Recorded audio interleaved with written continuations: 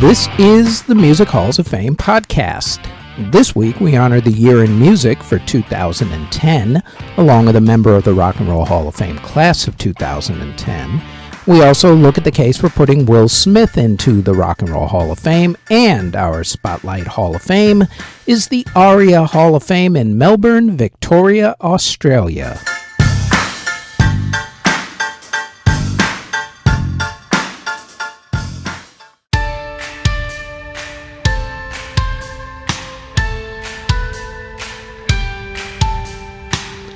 Before we get going with the podcast, like everyone tells you, please like, subscribe, and hit the notification bell so you'll know when these podcast episodes drop, which is usually every Thursday. Now, on to this week's episode.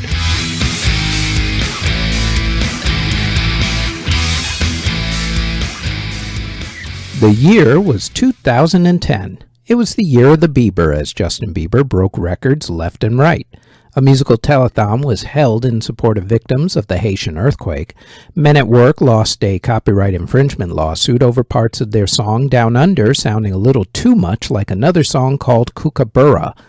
Zoli Teglis became lead singer of Pennywise, and the Beatles finally started streaming their catalog on iTunes after coming to an agreement with Apple.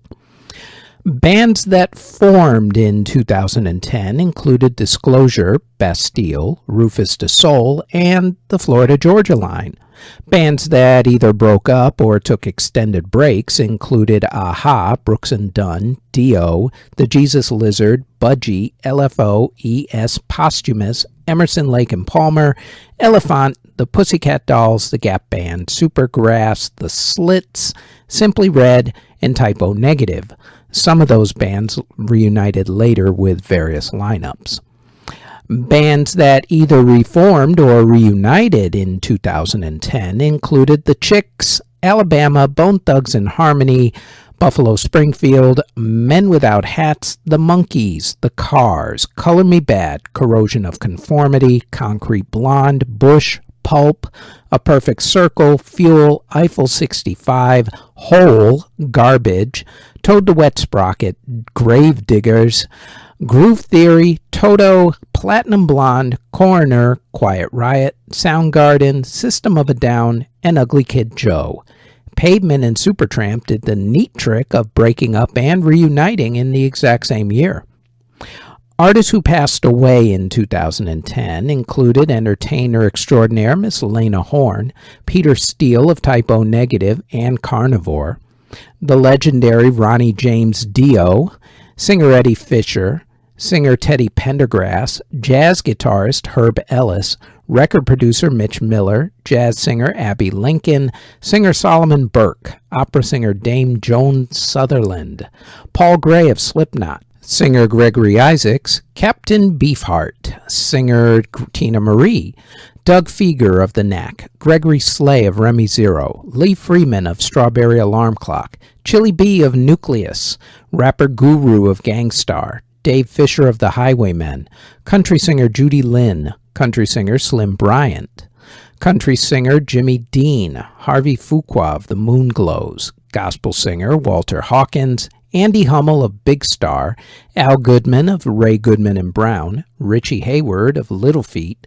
Mitch Dane of the Dillards, Michael Bean of The Call, singer King Coleman, and gospel singer extraordinaire Miss Albertina Walker. Eminem's Recovery was the biggest selling album of the year. Other big selling albums including Lady Antebellum's Need You Now, Taylor Swift's Speak Now, Justin Bieber's My World 2.0, Susan Boyle's The Gift, Lady Gaga's The Fame, Sade's Soldier of Love, Drake's Thank Me Later, Usher's Raymond vs. Raymond, and Kesha's Animal. Kanye West's album, My Beautiful Dark Twisted Fantasy, came out for the 2010 holiday season but became a huge force in 2011. Kesha's song TikTok was the biggest selling song of the year. Other top songs of the year included Lady Antebellum's Need You Now, Train's Hey Soul Sister, Katy Perry and Snoop Dogg's California Girls, Usher and Will.i.am's Oh My God, B.O.B. and Haley Williams' Airplanes, Eminem and Rihanna's Love the Way You Lie, Lady Gaga's Bad Romance, Taio Cruz's Dynamite, along with Taio Cruz's song with Ludacris, Break Your Heart.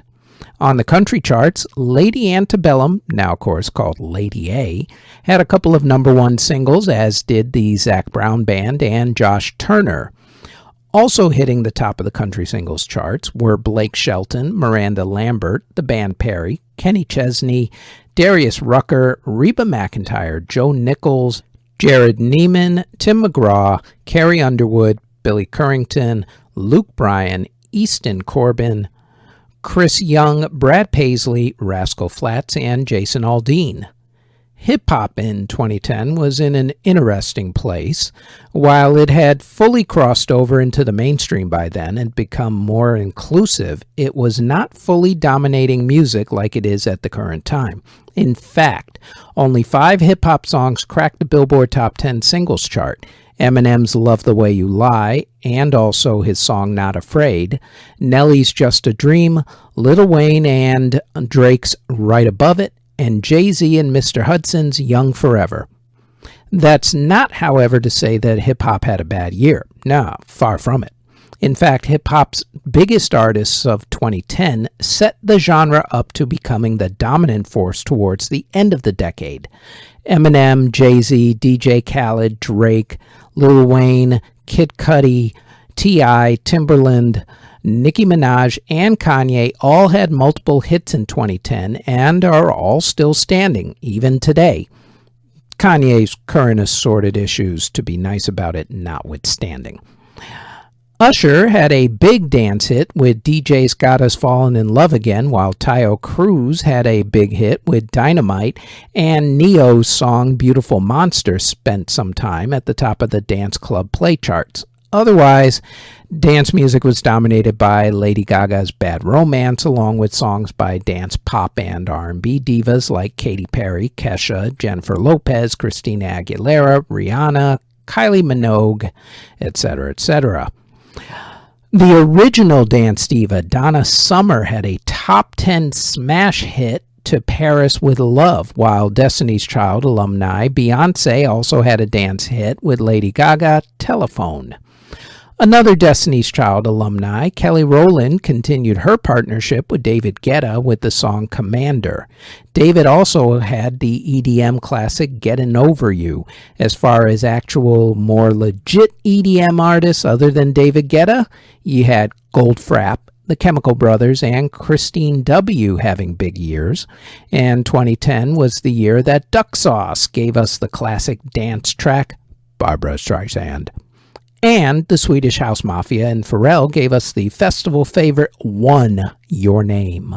And in Latin music, the big artists were Shakira, Juanes, Camila, Cheyenne, Prince Royce, Daddy Yankee, Diego Torres, Marc Anthony, Enrique Iglesias, Ivy Queen, Ricardo Arjona, Pitbull, and Don Omar.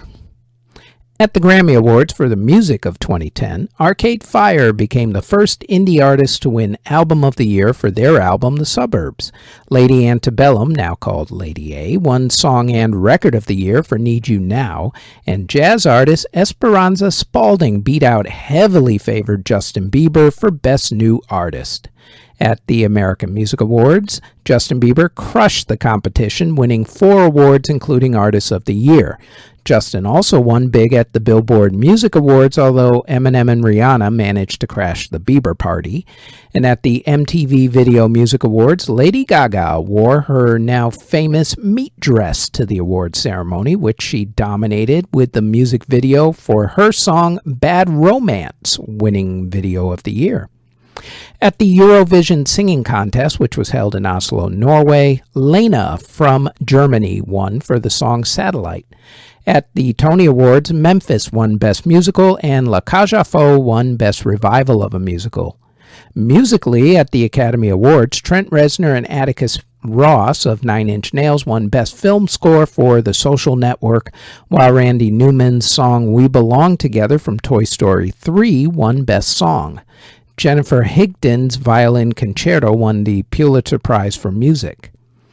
At the Rock and Roll Hall of Fame induction ceremony, which was held on March 15th at the Waldorf Astoria Hotel in New York City, the hall inducted Geffen Records founder David Geffen, songwriter Otis Blackwell, the songwriting and producing team of Jeff Barry and Ellie Greenwich, songwriter Mort Schumann, songwriter Jess Stone, and the songwriting team of Barry Mann and Cynthia Wheel into the non-performers category. And in the performers category, the hall inducted Genesis, Jimmy Cliff, The Hollies, The Stooges, and this next artist.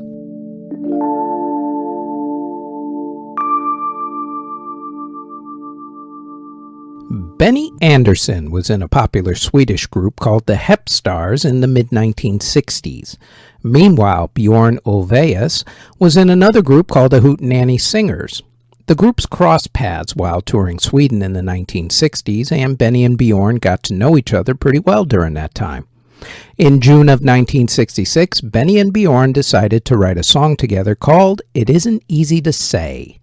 The HOF Stars manager, Stig Andersson, who also owned a record label at the time, thought that the song was good and told Benny and Bjorn to write together some more. In 1969, Benny and Bjorn submitted a song to the Swedish festival Melodifestivalen, which is the festival that picks the country's representatives for the Eurovision Song Contest every year. While they ended up second in voting that year, at least one good thing did come out of all of it. They met Anna-Frid Ligstad, nicknamed Frida, who was also in the competition with her own music. Frida was an up-and-coming singer-songwriter in her own right and had already made a name for herself in Sweden and had performed on national television. Bjorn and Frida started dating and eventually got married. The last member of this soon-to-form group was Agnetha Falskog, who was also a singer-songwriter in her own right and had a #1 song in Sweden to boot. Benny and Agnetha met during a festival in 1969 and became a couple and then married in 1971. While they were all on vacation together in 1970, they decided to not only keep writing and producing each other's music, but to also do music together as a group. Right around this time, manager Stig Andersson wanted to break out of Sweden and make a name for himself internationally, and decided that he was going to work with the new quartet, then known by the great name of Bjorn and Benny, Agnetha, and Anna-Frid. After a while, they got sick and tired of saying their full names all the time, so they shortened it to what we know them as today, ABBA. To date, none of them have officially said whose name is which letter, so figure that the first A could either be Agnetha or Anna-Frid, depending on the time of day, I guess. ABBA's first big hit was the 1972 hit People Need Love, which was released in America on Playboy Records. That actually confused a lot of people who thought that since it was on Playboy Records and was a song called People Need Love and was done by 2 women and 2 men, then it must be some sort of swinger thing or softcore porn, and, well, you could kind of see why some people would think of it that way. Also in 1972, the group tried to get into the Melodifestivalen again by submitting the song Ring Ring. They ended up third this time, but they released the song and it became a big hit in Europe. Still, they wanted more. They were hungry. So in 1973, ABBA decided to submit a song to Melodifestivalen again. They were going to submit the song Hasta Mañana. However, that song only showcased one of the 2 singers, so they decided on a song that was written specifically for that year's contest. They had submitted a song the year before, but of course it didn't make the finals. This new song was recorded on December 17, 1973, and was purposely produced to sound like a Phil Spector Wall of Sound production. This time, they won Melodifestivalen with the new song, now called Waterloo. The group decided to be different from every other group in the contest. They dressed in flashy silver outfits, complete with big boots. They also had choreography, and the song was upbeat, two things that the contest wasn't really used to. The plan worked. Waterloo, about a woman surrendering her love to a man, won the competition that year. Waterloo was then released worldwide in 1974 and became a huge hit. It went number 1 in a few countries and top 10 in America. Waterloo has since sold over 5 million certified physical copies with claimed sales of over 6 million copies. Also, in 2005, Eurovision put out its list of best songs in the 50 years of their contest at that point, and Waterloo was voted number 1. After the success of Waterloo, ABBA were off and rolling. Songs like Mamma Mia, Fernando, Money, Money, Money, Knowing Me, Knowing You, That's the Name of the Game, Take a Chance on Me, and of course the iconic Dancing Queen became worldwide sensations. They toured relentlessly in the late 1970s, but unfortunately it also put a lot of strain on their marriages, and both couples ended up divorcing. They still stayed together, though, as a group right up until they unofficially broke up the first time in 1982. Anna Fried, going under her nickname Frida, had a big solo hit, I Know There's Something Going On, which was produced by Phil Collins. The group would sometimes get together over the decades for special events, such as the Swedish premiere for the movie based on their songs, Mamma Mia. Funny thing was that as the decades went on, their music found new audiences, helped by movies such as Mamma Mia, The Adventures of Priscilla, Queen of the Desert, and Muriel's Wedding. There was a touring exhibit called ABBA World in 2010 that caught everyone's attention, along with an ABBA museum in their native Sweden, also an appearance in a dancing video game, a box set, and a photo book, proving that the power of ABBA has never ever died. In 2020, the group announced that they were putting out a new album, their first album of new music in almost 40 years.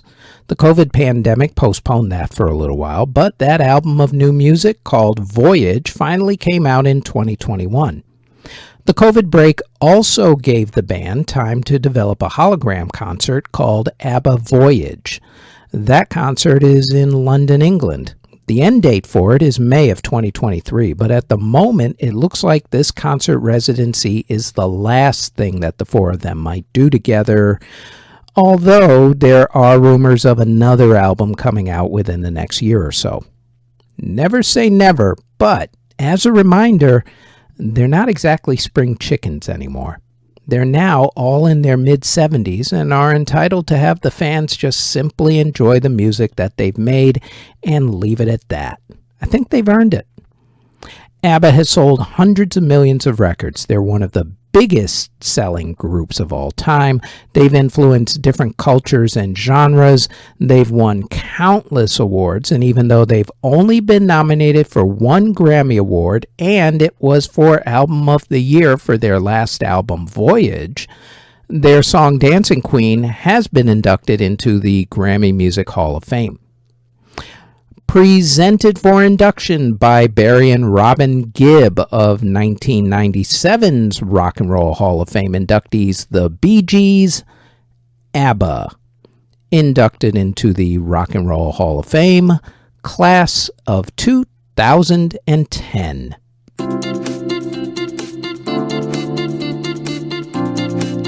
Before we get to the rest of the podcast, we'd like to tell you about our other podcast, the Music History Today podcast. Every day we tell you what happened on that date in music history, along with music releases, birthdays, and passings. So, if you like this podcast and want more music history, then please search the Music History Today podcast in audio or video form on YouTube or wherever you get your podcast from.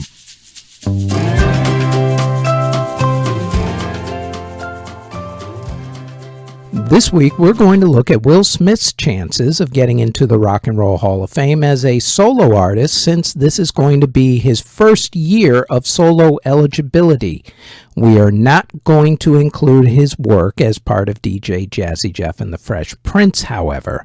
So, with all that being said, to the tail of the tape we go. Will has put out 4 solo studio albums. Of those, all of them have hit the top 15, with one of them going to number 13, one going to number 8, one going to number 6, and one going to number 5. As far as singles go, he's released 12 of those. Of those 12 singles, 6 of those have gone to the top 25, with one going to number 7 and 3 of them hitting the number 1 spot. Now, all things considered, those aren't bad stats.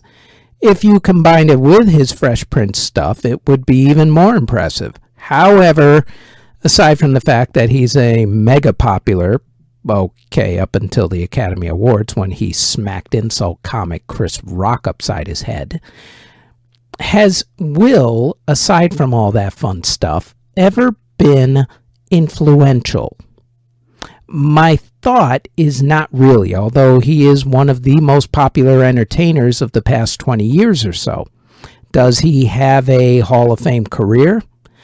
Again, my thought is not so much, because he hasn't been influential, and popularity does not equate to being influential, and a lot of people do confuse those two.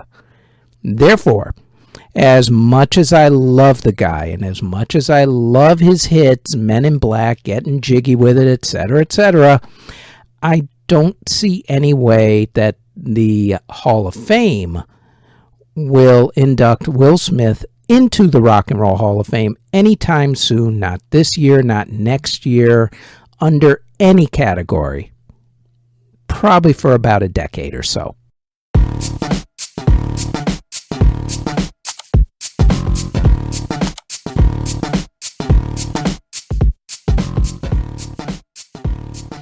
The Arts Centre Melbourne is a performing arts complex in the Melbourne Arts Precinct in Southbank, which is a suburb of Melbourne in Victoria, Australia. The centre was constructed starting in 1973 and completed in 1984 when it fully opened. The centre has a bunch of theaters and galleries and is noted for having not only the usual highbrow concerts and ballets from classical and jazz artists, but also having roller skating, a circus, and a movie theater. In the complex lies an exhibit for the ARIA Hall of Fame. ARIA, or Australian Recording Industry Association, is the Australian lobbying group for their music industry. They are the ones who put on the ARIA Music Awards, which is their version of the Grammy Awards. They also induct people into their Music Hall of Fame, simply called the ARIA Hall of Fame because sometimes a simple name is a good name. The induction started in 1988, and they've been going on ever since, except for the year 2000 when no one was inducted. The number of annual inductees varies. For the last few years, only one act per year has been inducted. You can go to artscentremelbourne.com.au for information on when the organization does their yearly exhibit and what the times of operation are. Because, as always, in the age of COVID, you should check to see what the health regulations are, especially since Australia took COVID lockdowns extremely seriously and have just recently started coming out of them. Olivia Newton-John was born in England in 1948, but moved to Australia when she was young. Her lineage is rather impressive. One of her grandfathers fled Hitler's Germany and won the Nobel Prize in Physics. Her great-grandfather and great-great-grandfathers were both judges. Her father worked for England's MI5 and was one of the people who apprehended Nazi Rudolf Hess. Olivia's career started when she was 14, when she was in a girl group. It didn't last too long, but it did get her spots on TV shows and connections, including meeting future friend and collaborator Pat Carroll. During one of those shows, Olivia won a trip to England to record. She didn't want to go because she had a boyfriend in Australia at the time, but was eventually talked into going by her mother. Once she was in England, she didn't want to stay. She was lonely. She missed her boyfriend and tried to come back to Australia a few times, but her mother thwarted those plans, determined that her daughter try to see things through, and probably to keep her away from her boyfriend, to be honest with you. You know how mothers can get sometimes. Anyway, it did help for a while that Pat Carroll moved to England on a work visa. Olivia worked with famed producer Don Kirshner for a time in a group called Tomorrow, but that group didn't gain much traction either. In 1971, Olivia recorded her debut album, If Not For You. The title track was a big hit for her internationally, and while other songs on that album became big hits overseas, they weren't that big in America. She broke through again in America, though, in 1973 with the song Let Me Be There, which went top 5 on 3 different Billboard charts, including the country music chart. She also was nominated for and won the Grammy Award for Best Country Single by a female for the song. Olivia ended up representing England in the Eurovision Song Contest, but lost that year to ABBA's Waterloo. She did end up getting an album deal with EMI Records from it, though, which definitely proved fortuitous. The album If You Love Me, Let Me Know had the title track go top 5 on the Hot 100 Singles chart and also on the country chart. The next song, I Honestly Love You, became a huge hit and won her 2 Grammy Awards, including Record of the Year. At this point, Olivia started to receive some backlash from the country music community who did not like the fact that someone who wasn't from America was finding success in their genre and winning their major awards on top of it. It got to the point where other artists like Dolly Parton's sister actually had to defend Olivia. It also led to Olivia moving to America in order to record her next album, Have You Ever Been Mellow? The title track was a huge hit, as was the next single, Please Mr. Please. Her string of hits cooled off, but not for long. During this period, she did her own TV show, and then Hollywood really came calling. Olivia starred in the movie version of the Broadway musical Grease. Fun fact for you here. Carrie Fisher of Star Wars fame was up for the role of Sandy. Star Wars, however, pretty much killed that idea. Grease not only became a huge hit, but the soundtrack became one of the biggest selling soundtracks of all time. As far as Olivia's contributions to the soundtrack, she got 3 top 5 songs out of it. You're the One That I Want and Summer Nights, both with co-star John Travolta, and her own solo song, Hopelessly Devoted to You. As the 1980s rolled around, Olivia began to tire of her squeaky clean good girl image and decided to make it a little bit sexier and definitely more mature. She starred in the movie Xanadu, which didn't do well, but the soundtrack did very well, giving her the hits Xanadu, Magic, and Suddenly. She started out the decade with the mega successful and extremely controversial song Physical. The song was controversial because of the subject matter and extremely heavy innuendo, which was okay for male rock artists, but not for female pop artists, I guess. The music video was also controversial because it had 2 men in it who were holding hands and looking at each other. Both the song and music video were banned in certain places, but in spite of the bans, or maybe even because of the bans, the song became the biggest selling song not only of the year it came out, 1980, but also of the entire decade, even over artists like Michael Jackson, Madonna, and Prince.